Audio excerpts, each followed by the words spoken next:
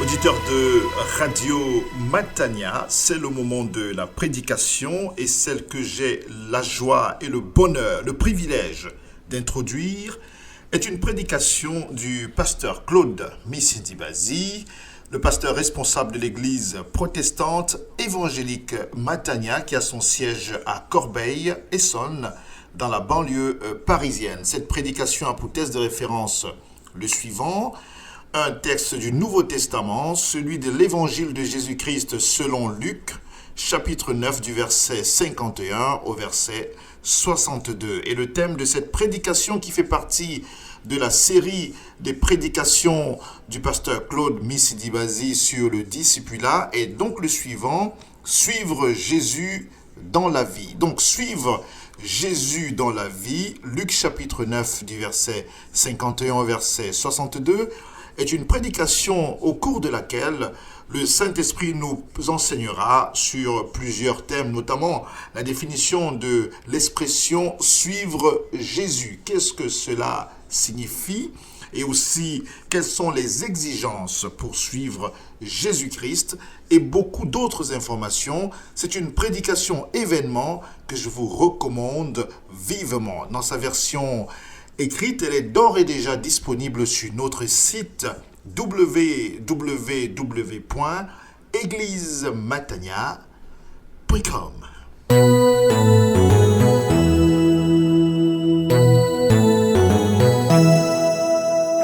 Je vous invite à ouvrir vos Bibles et lisons ensemble l'Évangile selon Luc, chapitre 9, versets 51 à 62.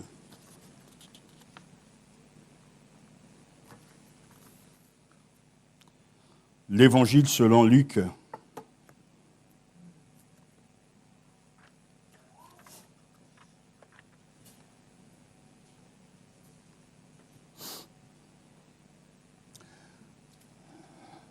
chapitre 9, versets 51 à 52. Accueillons la parole de Dieu. Lorsqu'approchèrent les jours où il devait être enlevé du monde, il prit la ferme résolution de se rendre à Jérusalem et envoya devant lui ses messagers. Ils se mirent en route et entrèrent dans un village de Samaritains afin de faire des préparatifs pour lui. Mais on ne le reçut pas, parce qu'il se dirigeait vers Jérusalem. À cette vue, les disciples Jacques et Jean dirent: « Seigneur, veux-tu que nous disions au feu de descendre du ciel et de les consumer ?» Il se tourna vers eux et les reprit sévèrement en disant: « Vous ne savez de quel esprit vous êtes animés. Car le Fils de l'homme est venu non pour perdre des âmes, des hommes, mais pour les sauver. » Et ils allèrent dans un autre village.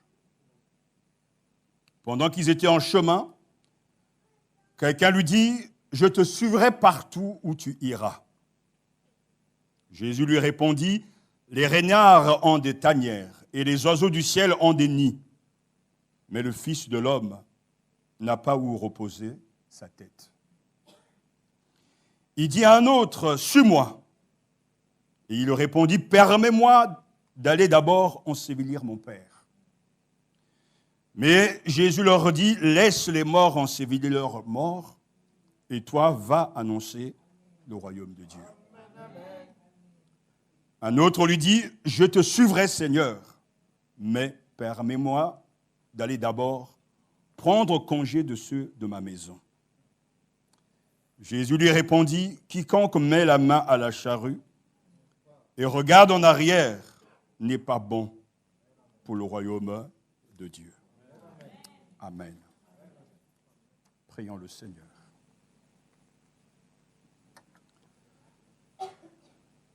Dieu notre Père, nous nous prosternons devant toi, car toi seul est l'unique, le seul vrai Dieu. Tu es présent parmi nous, au milieu de nous.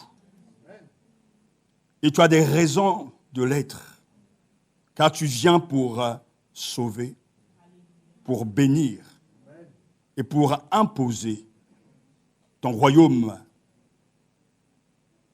Tu viens, Seigneur, pour ouvrir les yeux des aveugles. Tu viens pour libérer les captifs. Toi qui vois le chêne, toi qui vois l'obscurité, tu es celui seul capable de sauver, de libérer et de donner la vie véritable. Nous sommes conscients que nous avons la vie charnelle. Nous respirons ce matin. Mais le plus grand besoin de ce peuple, c'est d'avoir la vie d'en haut. Une vie qui vient de toi. Père, je te loue. Seigneur, je te loue. Je glorifie le Saint-Esprit, notre enseignant, car je sais que tu parles à l'Église, que tu as un objectif bien clair et que tu prépares le chemin pour une gloire plus grande encore. Nous sommes prosternés à tes pieds. Nous avons besoin de ton aide. Nous avons besoin de ta grâce. Merci de ce que tu nous accordes, tes bienfaits. Au nom de Jésus, Amen. Merci de vous asseoir.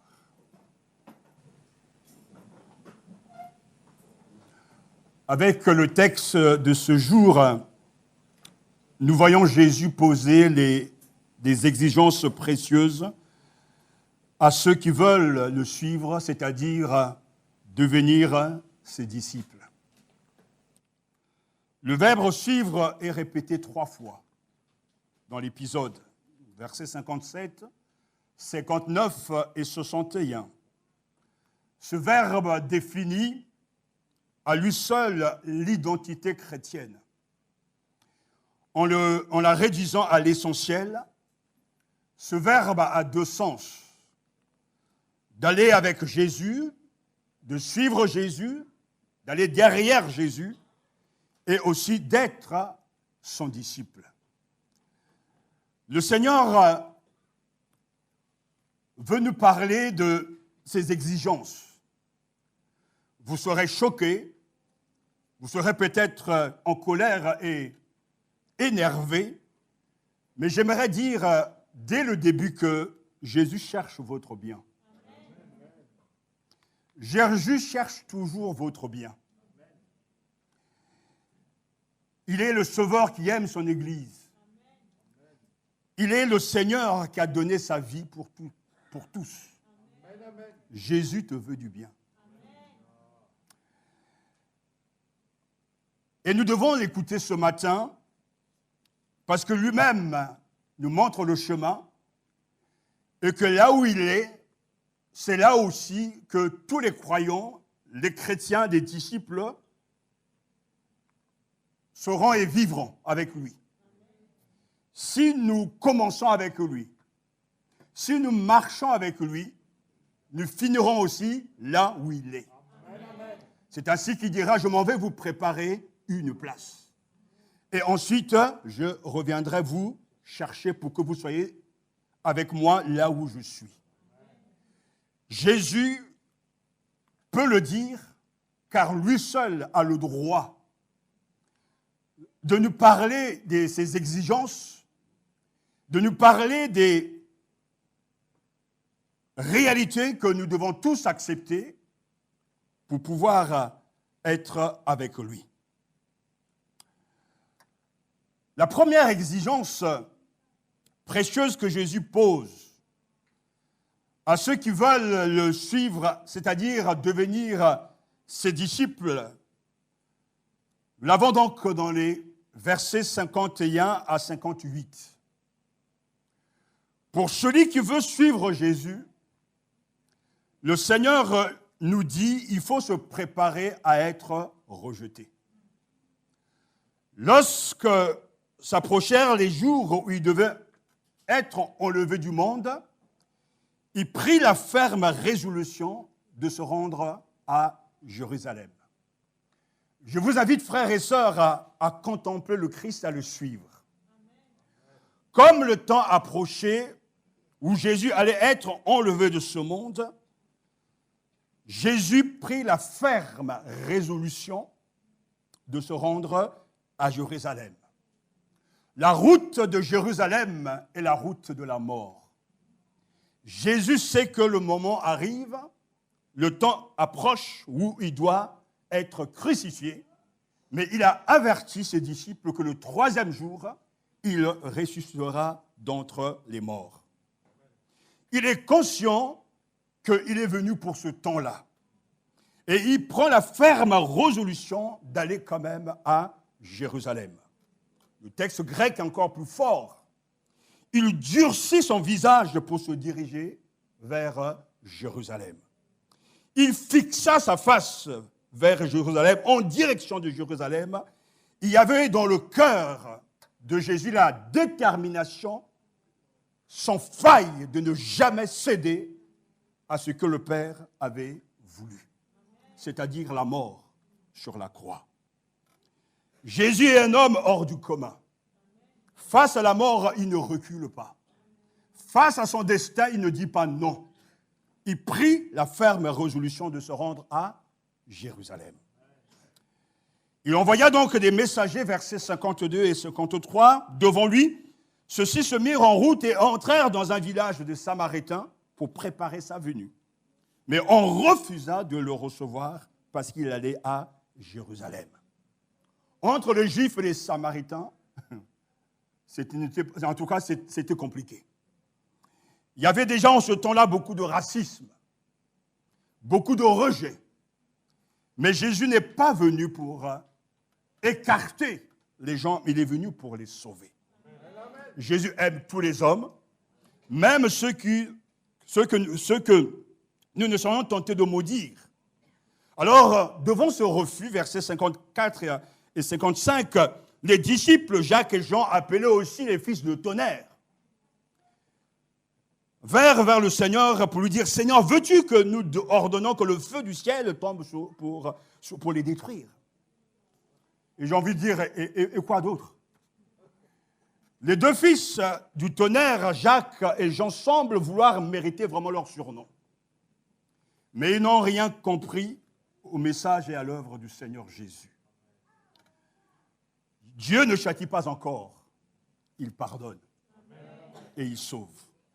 Alors Jésus se retourna et les réprimanda et il partit pour un autre village. Suivons Jésus, contemplons-le. Jésus ne force pas. On ne veut pas de lui, alors il ne s'énerve pas, mais il va ailleurs. Jésus demande donc à celui qui souhaite partager la communauté de vie avec lui d'accepter d'être rejeté, comme lui-même a été rejeté, et de ne pas répondre par la violence.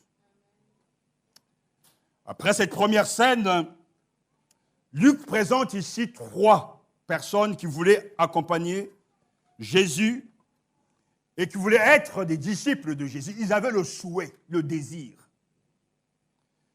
Verset 57, pendant qu'ils étaient en chemin, quelqu'un lui dit « Je te suivrai partout où tu iras. » Mais Jésus est très réaliste.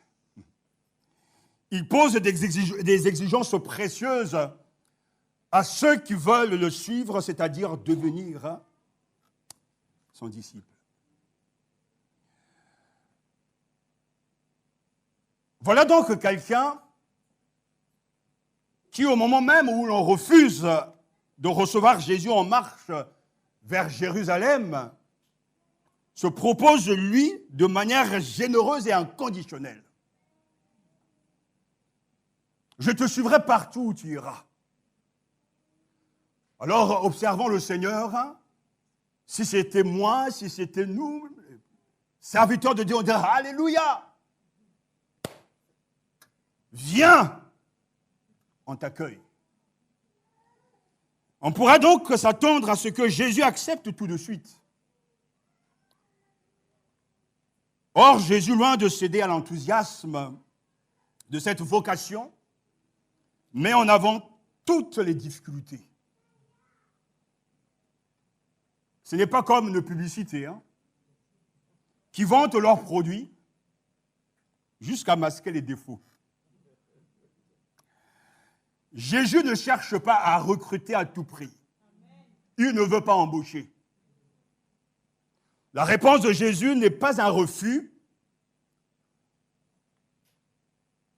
Elle indique seulement les conditions dans lesquelles on peut s'attacher à lui. Les renards ont des tanières et les oiseaux du ciel ont des nids, mais le Fils de l'homme n'a pas où reposer sa tête. Jésus souligne en fait qu'il faudra accepter l'inconfort, la pauvreté, l'insécurité pour le suivre.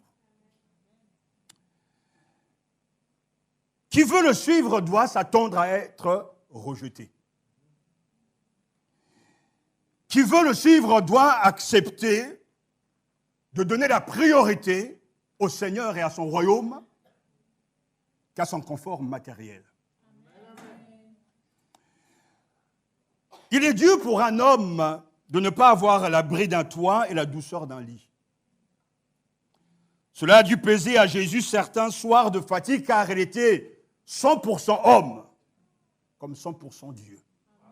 Jésus a connu la fatigue.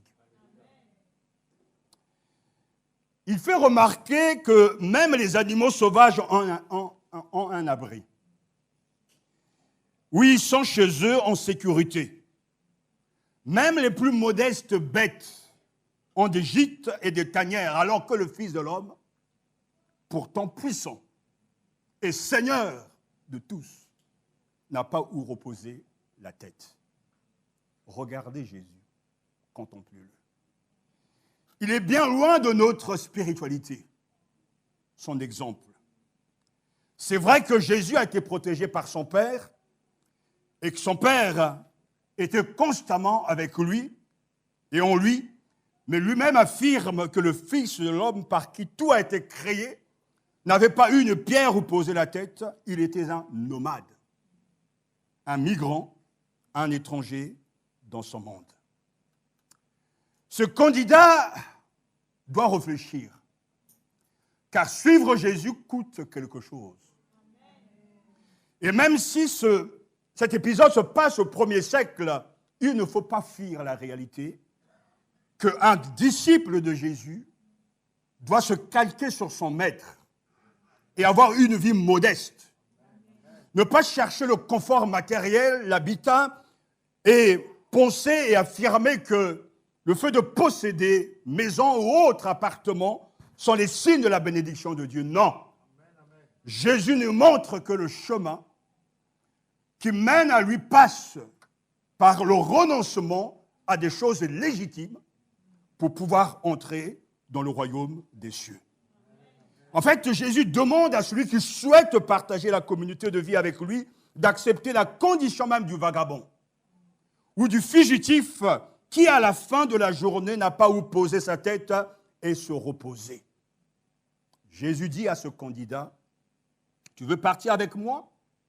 Tu dois d'abord donner la priorité à moi et à mon royaume. » Si Jésus parle ainsi, c'est qu'il connaît les entraves, les obstacles qui empêchent bien des gens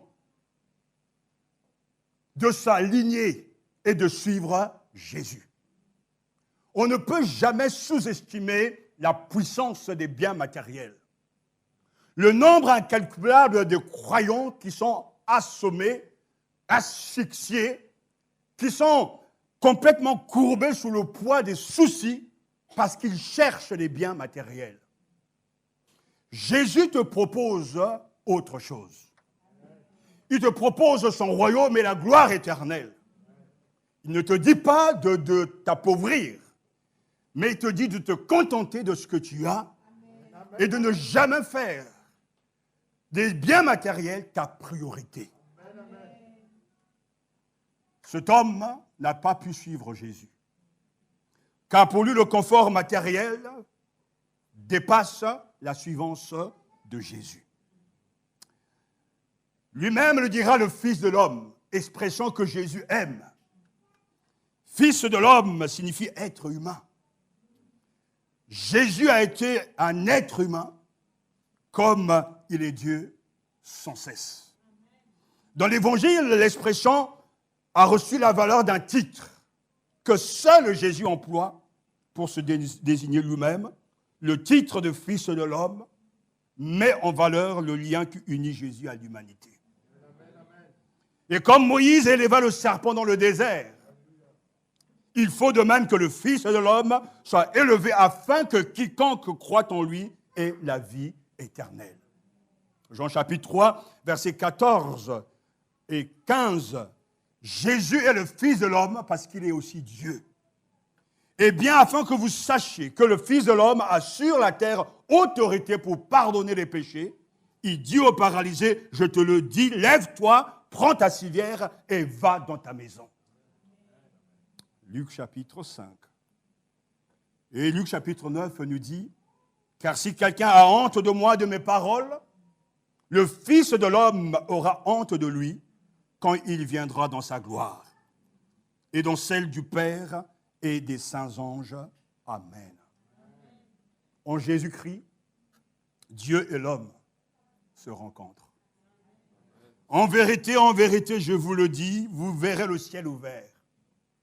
Et les anges de Dieu montaient et descendent sur le Fils de l'homme. Jean chapitre 1, verset 51. Je te suivrai partout où tu iras. Et tu prêches ce matin. As-tu reconnu ce matin?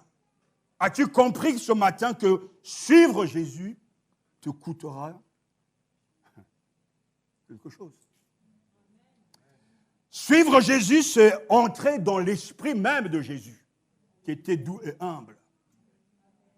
Ce n'est pas chercher le bling-bling, de ne pas courir et d'avoir cette boulimie des choses terrestres, de ne pas vivre et de définir ton identité par rapport à ce que tu possèdes. Car sinon tu seras pauvre par rapport à Dieu, mais riche dans le monde. Ce qui est important ce matin, c'est que tu te poses des questions parce que tu es concerné. Et que Jésus s'adresse à celui qui veut le suivre. Tu veux aller dans la gloire. Tu veux avoir une place aux cieux. Tu veux rejeter et être épargné de l'enfer. Il faut suivre Jésus. Selon ses conditions. Et non pas selon tes vouloirs. Ensuite, Jésus dit, verset 51, à un autre, suis-moi. Et il répondit, permets-moi d'aller d'abord ensevelir mon Père. Mais Jésus lui dit, laisse les morts ensevelir leurs morts, et toi va annoncer le royaume de Dieu. Une fois de plus, Jésus doit avoir la première place. La priorité même sur les obligations familiales. C'est Jésus cette fois-ci qui interpelle cet homme, l'autre. Suis-moi. Suivre Christ veut dire devenir son disciple.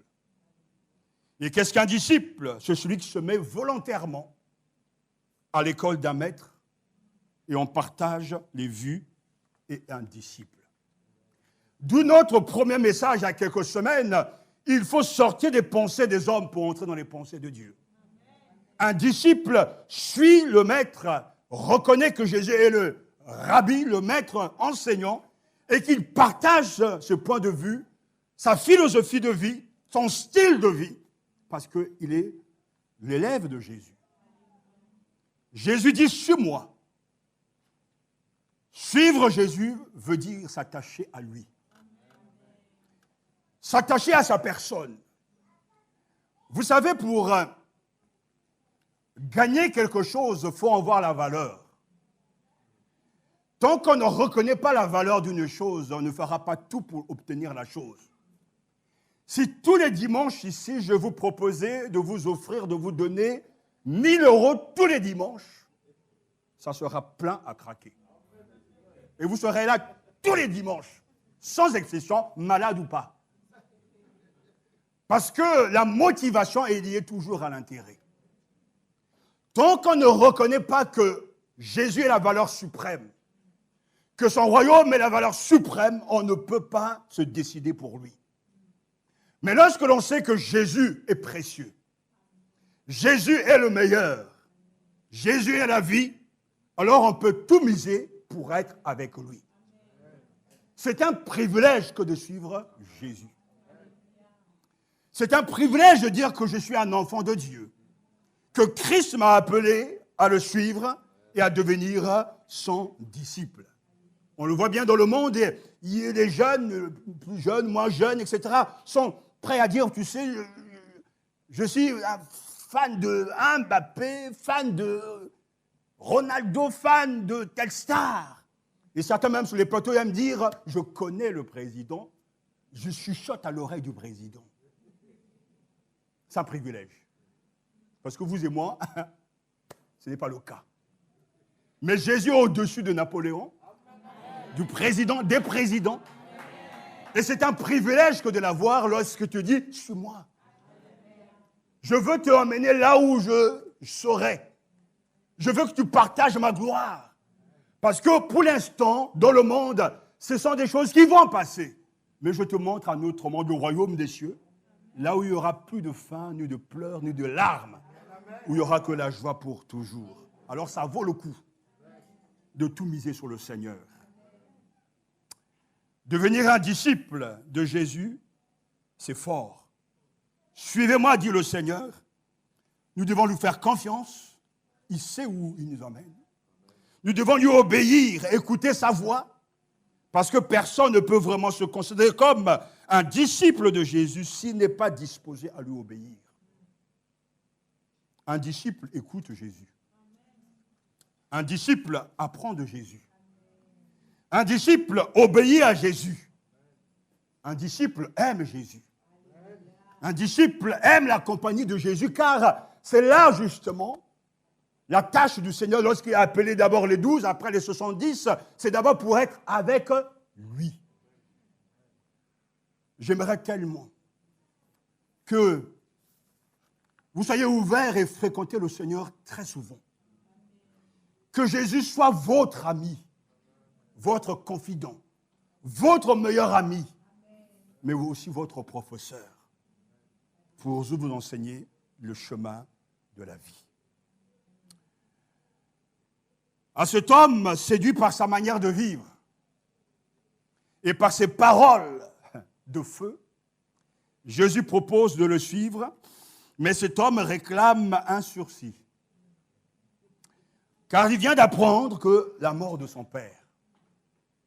Seigneur, permets-moi de m'en aller d'abord enterrer mon père. Quoi de plus logique? L'amour filial exige une telle démarche, n'est-ce pas? La réponse de Jésus nous laisse sans voix. Suis-moi. Laisse les morts enterrer leurs morts. Comment Jésus peut-il imposer pareille chose à un fils qui entend respecter ses parents comme veut la loi juive? Jésus ne prêche pas le mépris des parents. Il annonce que le royaume de Dieu est proche et qu'il n'y a pas de temps à perdre.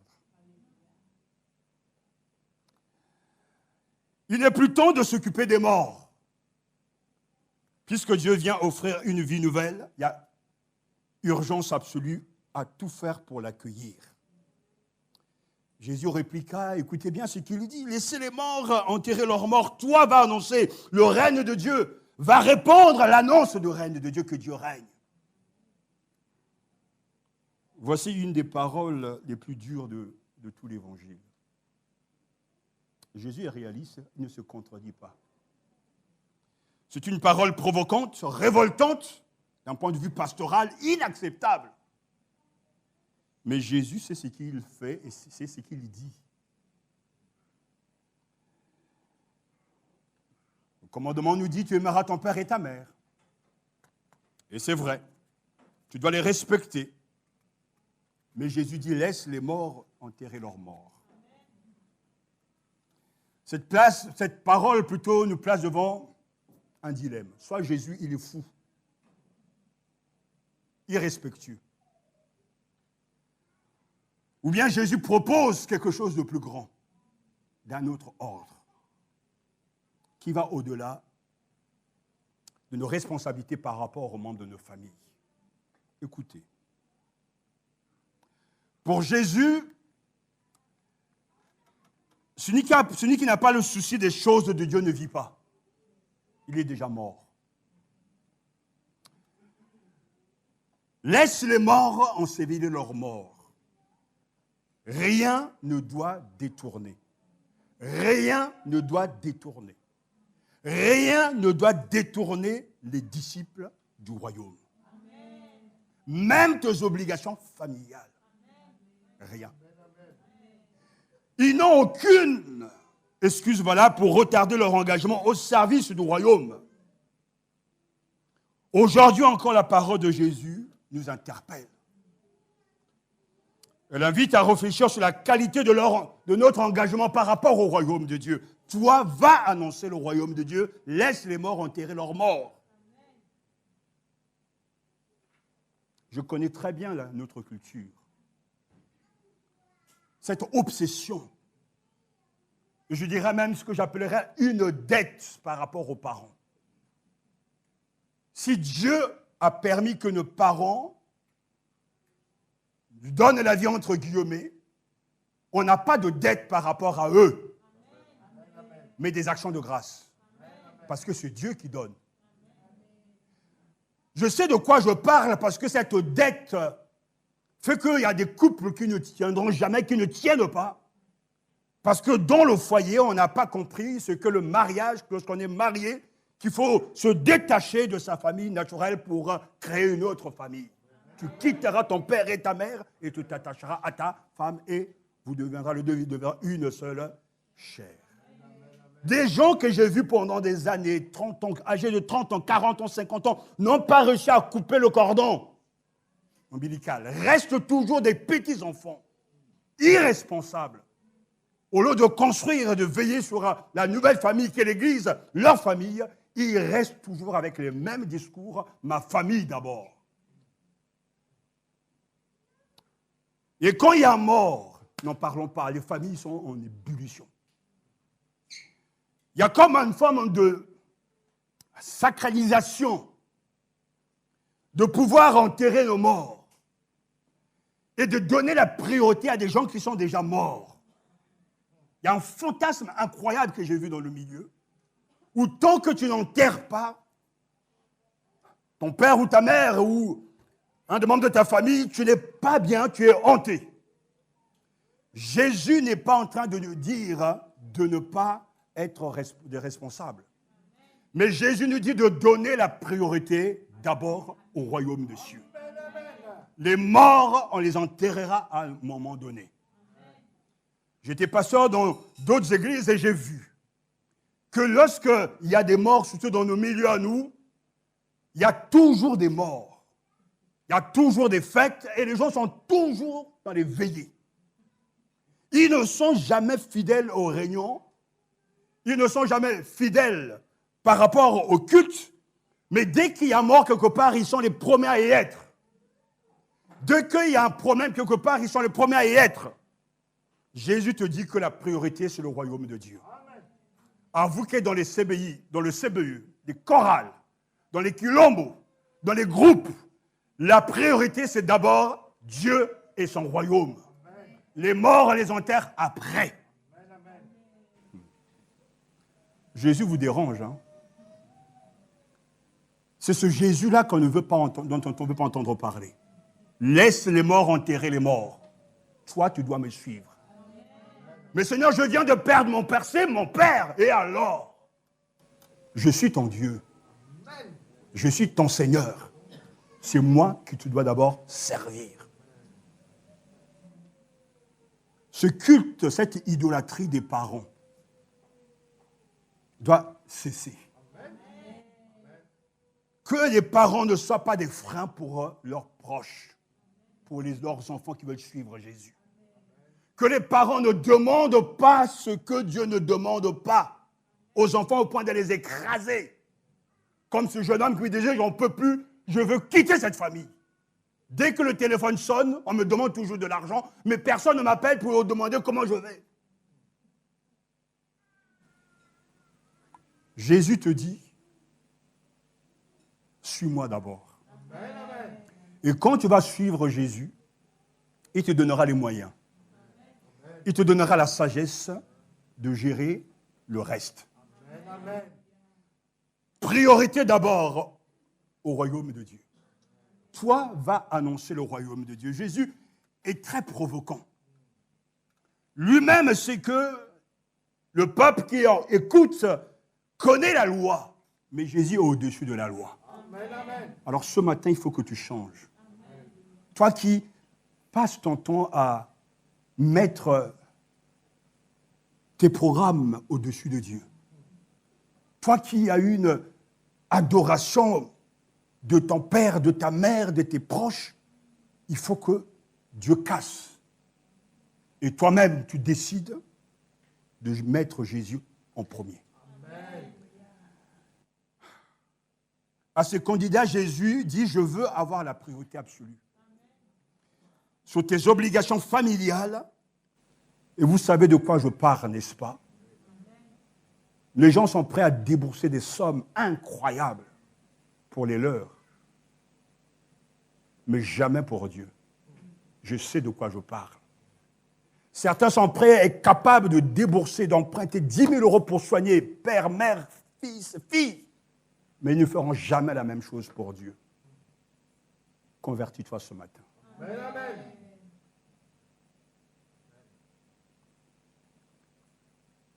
Ce que Jésus nous dit nous choque.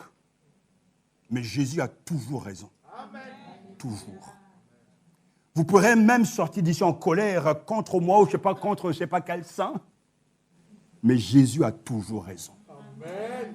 Et si Jésus te dit, mets mon royaume avant tout le reste, c'est parce qu'il t'aime vraiment. Amen. Et qu'il te veut du bien. Alors écoute sa parole. Et nous aimerons finir avec l'autre candidat. Versets 61 et 62. Un autre dit, je te suivrai Seigneur, mais permets-moi d'abord d'aller prendre congé de ceux de ma maison. Jésus lui répondit, quiconque met la main à la charrue et regarde en arrière n'est pas bon pour le royaume de Dieu. Il n'est pas bon pour le royaume de Dieu. Ah Jésus, il est déconcertant, inattendu, mais c'est le Seigneur. Je te suivrai. Il s'agit donc d'une bonne intention. Mais la réalisation est retardée. Laisse-moi d'abord aller dire bye-bye aux membres de ma famille. La réponse de Jésus, elle est encore là, cinglante, une vraie gifle. Celui qui se met à labourer, puis regarde en arrière, est inutilisable pour le royaume de Dieu. Vous connaissez l'histoire de la femme de Lot? Qu'est-ce qu'elle a fait? L'ange avait dit de ne pas regarder derrière, mais... Regarde. Merci de ce que son mari, qui s'appelle Lot, eh ben oui, le piège, n'a pas suivi cette fois-ci la femme. Dans le jardin d'Éden, Adam a écouté la femme. Il ne fallait pas l'écouter.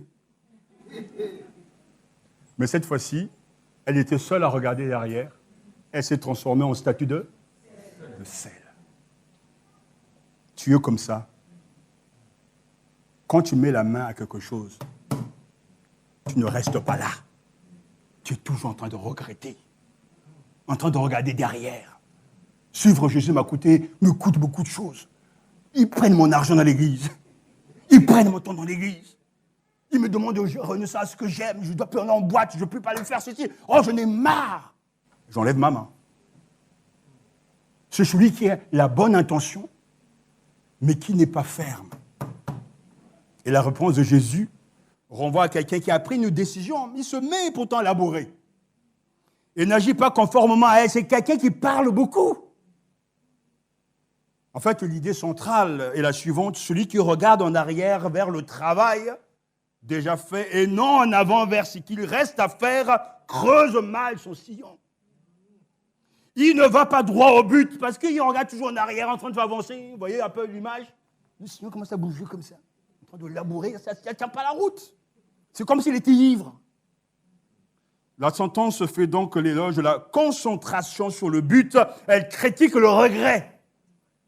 Seul est propre et adapté au royaume celui qui, tel un laboureur, se concentre sur une seule et même tâche, un seul et même objectif. J'ai rencontré dans nos églises des gens qui ont trop de soucis. Et on en parlera un autre jour. Parce qu'ils ont toujours des soucis. Mais quand je prends le temps de parler avec ces personnes, je dis, mais qu'est-ce qui te donne autant de soucis? En fait, les réponses, des fois, me laissent les bras ballants. Ce n'est pas parce qu'ils n'aiment pas assez Jésus, mais parce qu'ils sont dans des problèmes, entre guillemets, qu'eux-mêmes créent. Ils sont dans des soucis. Ils se sont enfermés dans des pièges du capitalisme avec ces cartes bleues qui brillent partout, ces offres qui nous proposent une vie meilleure, cette voiture dans laquelle quand tu rentres, tu appuies sur un bouton, et voilà, elle est partie toute seule. Cet avion même que tu ne peux pas avoir, en fait, on est dans la folie des grandeurs. Et il y a des gens qui n'ont pas les moyens et qui savent bien qu'il y a, sur leur compte, il y a 1 euro, 2 euros. Ils font de lèche-vitrine, ils voient justement, oh, cette cravate, ce vêtement, ce manteau, 1 000 euros. Ils disent, mais il faut que je l'achète. Et ils vont commencer à gratter ça et là, demander de l'argent ça et là, ils vont l'acheter. Et tout d'un coup, les problèmes arrivent parce qu'un problème arrive après l'autre. Et puis à un moment donné, ils sont là complètement liés, ils arrivent à l'église. Le dimanche matin, le pasteur dit, oui, on doit donner pour la mission. Je dis, mais ce pasteur-là, mais qui l'a appelé même? Ils sont liés dans les problèmes. Alors que Jésus nous dit, ne vous inquiétez de rien. Cherchez d'abord le royaume des cieux et sa justice. Mais vous savez à qui le dit-il? Il le dit à ses disciples. À ceux qui sont en train de suivre Jésus. Laisse-moi d'abord faire mes adieux aux gens de ma maison. Mais tu n'as plus le temps. Ce que Jésus est en train de nous dire, de te dire, c'est que le temps, nous ne l'avons pas. L'heure et à l'urgence, le royaume des cieux est déjà apparu. Alors ce matin, oui, mais qui donc es-tu, Jésus, pour nous demander de tel arrachement? Mais ce que Jésus nous dit, c'est choquant. C'est inacceptable. Mais il a toujours raison. Amen. Le message, c'est que le royaume de Dieu exige tout. Tout de suite. Parce que c'est un trésor inestimable. Ce matin, Dieu le Père, Jésus-Christ, le Saint-Esprit conteste nos priorités. J'entends? Vous entendez? Dieu conteste nos priorités. Laisse-moi d'abord enterrer mon père. Laisse-moi d'abord faire mes adieux à mes parents. Ce sont des demandes très légitimes. Ce sont des gens très sérieux et raisonnables, au fond. Mais ils ont fait leur planning. D'abord, mes affaires personnelles. Puis, si j'ai du temps, l'église. D'abord, mes études. Si j'ai le temps, l'église. D'abord, je planifie mes vacances. Je planifie les études de mes enfants. Je planifie ceci ou cela. Après, si j'ai un peu de temps, et s'il me reste un peu d'argent, l'église. Jésus-Christ vient remettre en cause mon emploi du temps. Quelle est ton échelle des valeurs? Quelle est ton échelle des valeurs? Notre frère qui est médecin, je pense qu'il ne me contredira pas quand il était urgentiste, que lorsque tu vas aux urgences, il y a beaucoup de malades. et qu'il faut décider en premier qu'il faut d'abord soigner. Donc, quelle est la hiérarchie de tes urgences? Tout est important. Mais pourtant, il y a une hiérarchie. C'est ce que Jésus est en train de nous dire. Toi qui te dis, voilà, d'abord mon bronzage, c'est ta priorité. Et Jésus te dit, c'est pas ma priorité. D'abord ma voiture, c'est ta priorité. Jésus te dit, c'est pas ma priorité. D'abord ma mère, alors là, si vous touchez à ma mère, ça ira pas. Comme ce frère que je visitais à Corbeil, il dit, mais pasteur, cette femme-là, elle ne respecte pas ma mère, hein. Ça va chauffer ici. Je veux le renvoyer. Mais calme-toi. Calme-toi. Parce qu'il y a des gens qui disent, d'abord ma mère, d'abord mon père. Pour Jésus, ce n'est pas la priorité. D'abord mes vacances, alors là c'est sacré. Si je ne pars pas en vacances, je vais tomber par terre. Je vais faire une crise cardiaque. Mais ce n'est pas la priorité. Reste ici. D'abord ma santé. Alors là, il ne faut pas y toucher. Hein. Ça, c'est très important. Et Jésus dit, ce n'est pas ma priorité. D'abord, il faut que je gagne ma vie. Pasteur, parce que ça, j'ai entendu aussi, ce n'est pas vous qui m'avez envoyé ici en France. Hein. Ah non, ce n'est pas vous. Ce n'est pas vous qui avez payé mon billet. Donc, je suis venu, je dois gagner de l'argent. Je veux aider les miens. OK, mais ce n'est pas la priorité de Jésus. Et qui te dit même que tu vas finir l'année? D'abord, mes enfants. Mais qui t'a donné ces enfants? C'est le Seigneur, ce n'est pas la priorité de Jésus. Je remercie le Seigneur de ce qu'il a toujours été honnête. Il avertit que la route sera rude pour ses disciples. Et c'est vrai. L'enthousiasme, frères et sœurs, ne suffit pas. Il faut savoir abandonner les sécurités et même parfois laisser au second plan les liens familiaux les plus forts. Jésus dit, suis-moi. Suis-moi. Mais c'est une bonne nouvelle. Parce que si on regarde tout ce que le royaume de Dieu nous apportera, on n'aura pas du mal à se détacher des choses secondaires. Christ est ma priorité. Christ est mon Dieu. Christ est ma famille. Le Seigneur devant qui je me tiens maintenant même sait que s'il n'était pas là dans ma vie, si je n'aimais pas l'Église, je n'étais pas dans l'Église, je ne serais pas là ce matin. Mais Jésus m'aime vraiment. J'aime ma famille, mais Jésus sera toujours le premier. Et pendant que je m'occupe de son royaume, de ses affaires, il s'occupe de moi et des miens. Jésus ne va jamais vous tromper. Jamais. Ce qu'il propose ici, c'est la bonne nouvelle.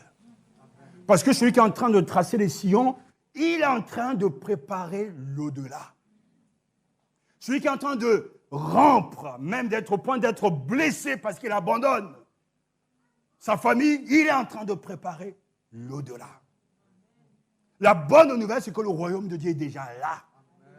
Et que pour y entrer, il faut laisser tomber certaines choses.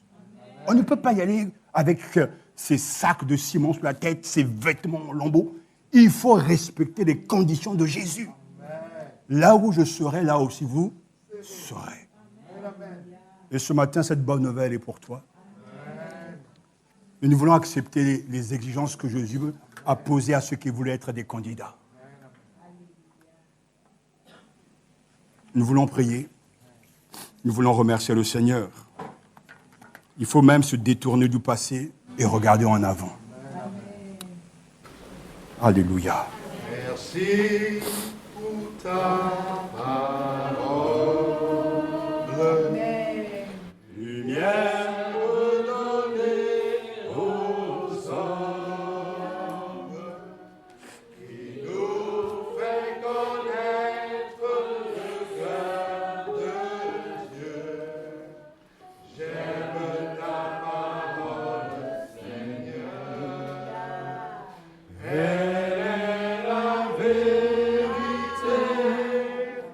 Sur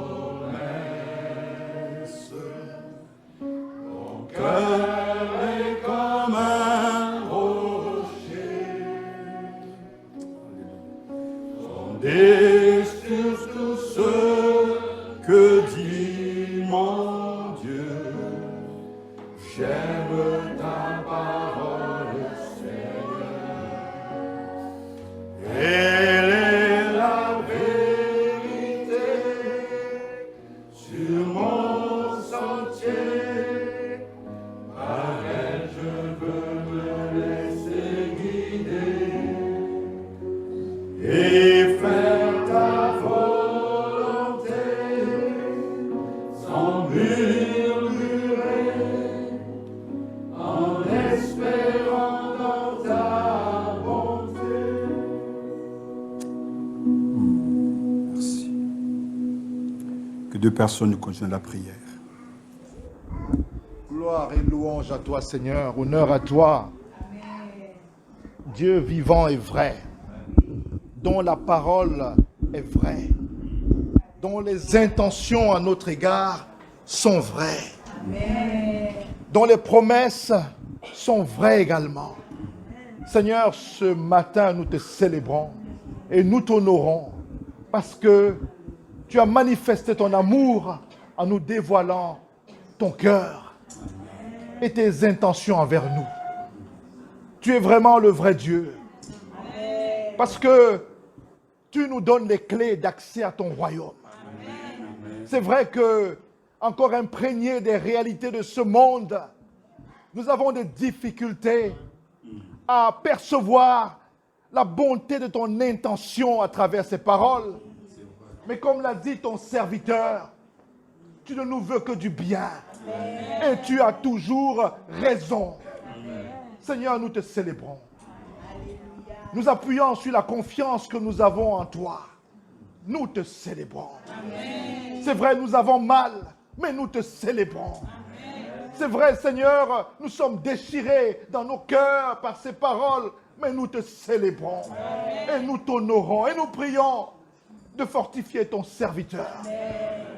Que les regards durs que nous lui avons adressés durant cette prédication, que les dents serrées qu'il a perçues à travers nos visages ne le découragent pas de continuer à dire la vérité, ta vérité. Gloire et louange te soient rendues pour ce message. Honneur à toi pour ces paroles. Tu es digne de recevoir de nous la gloire, la louange et la célébration. Amen, amen. Seigneur Jésus, pour ta parole qui est la vérité, qui est là pour nous libérer, qui est là pour nous éclairer, qui est là pour nous sortir des ténèbres, pour nous emmener à ton admirable lumière. Seigneur Jésus, nous te bénissons ce matin, car tu veux sauver cette église. Tu veux nous sauver, Seigneur. Alors, à toi la gloire, à toi la louange, car toi seul, tu y es vivant. Toi seul, tu libères. Et le plus grand miracle que tu peux faire dans nos cœurs ce matin, c'est de les convertir. Jésus, toi le faiseur de miracles, oh ce matin, agis dans les cœurs. Oui Seigneur, tu nous as appris que le contentement est l'heureux privilège du chrétien. Alors ce matin, apprends-nous et aide-nous à nous contenter de ce que nous avons, Jésus. Aide-nous à nous positionner sur toi seul.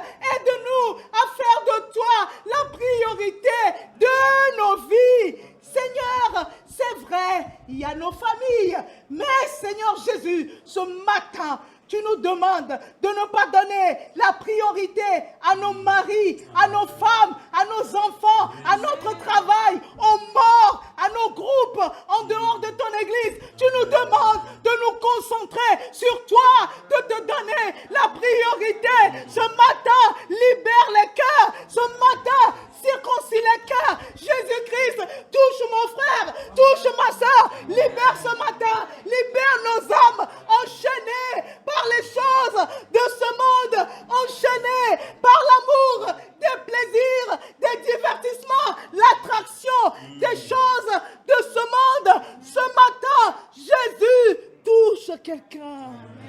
Pose ta main sur une âme.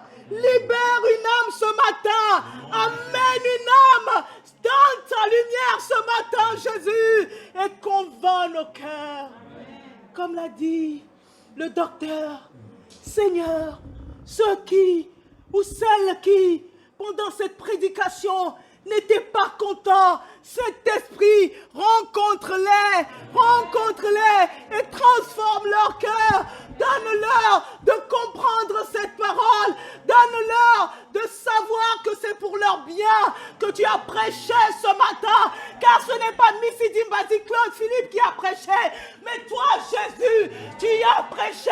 Car tu veux sauver, tu veux libérer, tu veux que nous puissions être heureux dans l'au-delà. Alors à toi la gloire, à toi la louange. Sois béni, Jésus, pour ton amour, pour ta parole. Alléluia.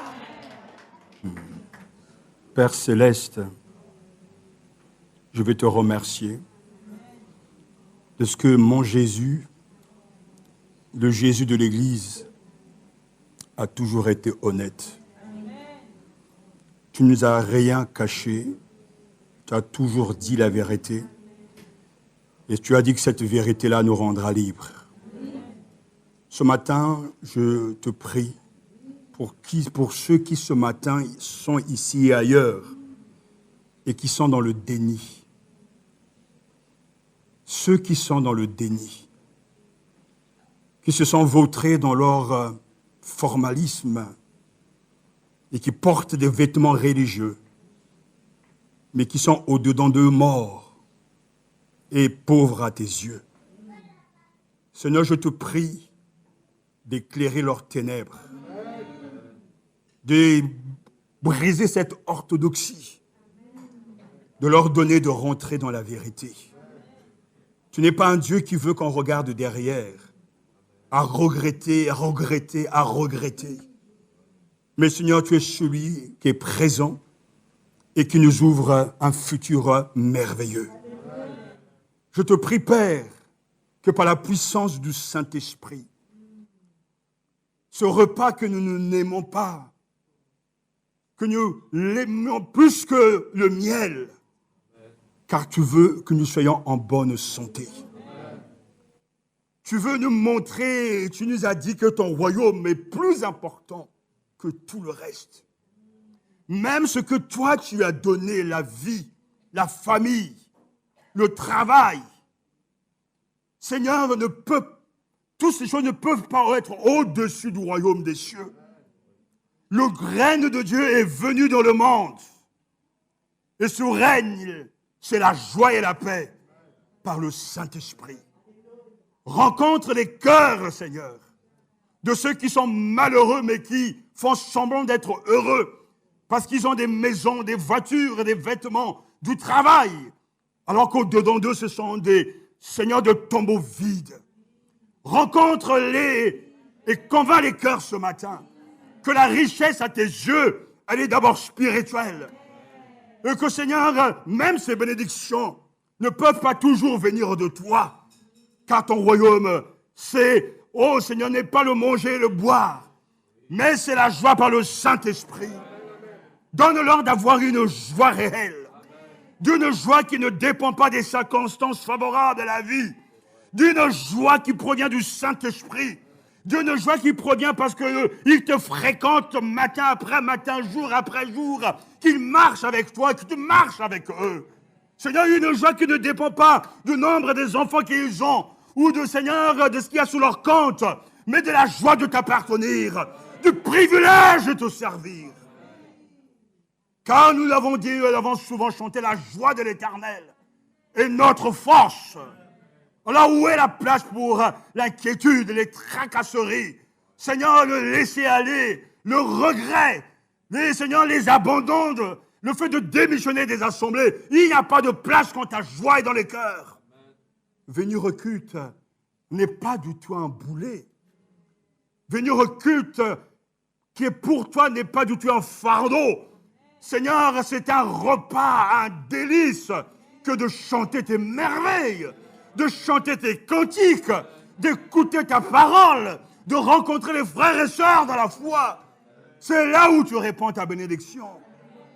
Père, donne-leur la vraie joie. Tu les vois, je les connais, tu les connais, nous les connaissons. Seigneur, ceux qui font semblant, mais qui n'ont pas d'épaisseur spirituelle. Seigneur, ceux qui restent encore abonnés, Seigneur, aux choses d'avant, qui sont dans le regret, dans l'amertume, dans la mélancolie. Ce matin, sauve-les, Seigneur. Brise ces verrous de fer. Renvoie en arrière ce passé. Et qu'ils apprennent que Jésus est pour maintenant. Et que c'est maintenant qu'il faut marcher avec toi. Père, nous te remercions de ce que c'est un privilège que nous ne mesurons pas encore, d'être des serviteurs de Dieu. Dans le monde, on passe pour des gens inutiles, Seigneur, quelquefois inutiles, mais à tes yeux, nous sommes les messagers de la bonne nouvelle.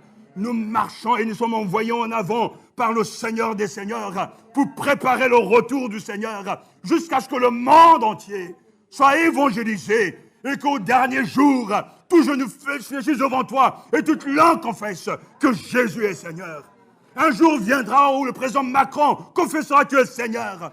Un jour viendra où tous les présidents du monde entier confesseront que Jésus est Seigneur.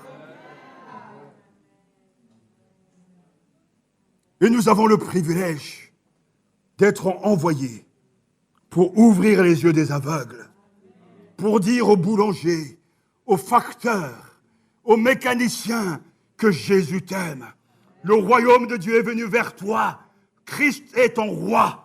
Christ est ton Seigneur. Donne-toi à lui et tu trouveras la vie. Père, merci pour le message que tu nous as confié. Tu ne nous as pas dit, allez et faites de toutes les nations des choristes, des sébéistes, des quilombistes, des associations, des groupes. Mais tu as dit, allez et faites de toutes les nations des disciples. Donne à cette église de comprendre ces choses et de donner la priorité à l'église locale, de te servir ici et de recevoir de ta part les dons et les charismes spirituels. Donne-nous cette unité, Seigneur, afin de construire l'Église et d'aider les autres églises. Donne-nous d'aimer ton Église comme tu l'as aimée. Donne-nous de donner des priorités. Car ce matin, tu es venu nous dire, arrêtons, Seigneur, de privilégier, de mettre les choses d'avant, les choses secondaires avant toi. La mission est claire, il n'y en a point d'autre. Père, rends-nous conscients et ne permets pas que nous mettons la main à la charrue et de regarder derrière. Je ne regrette rien.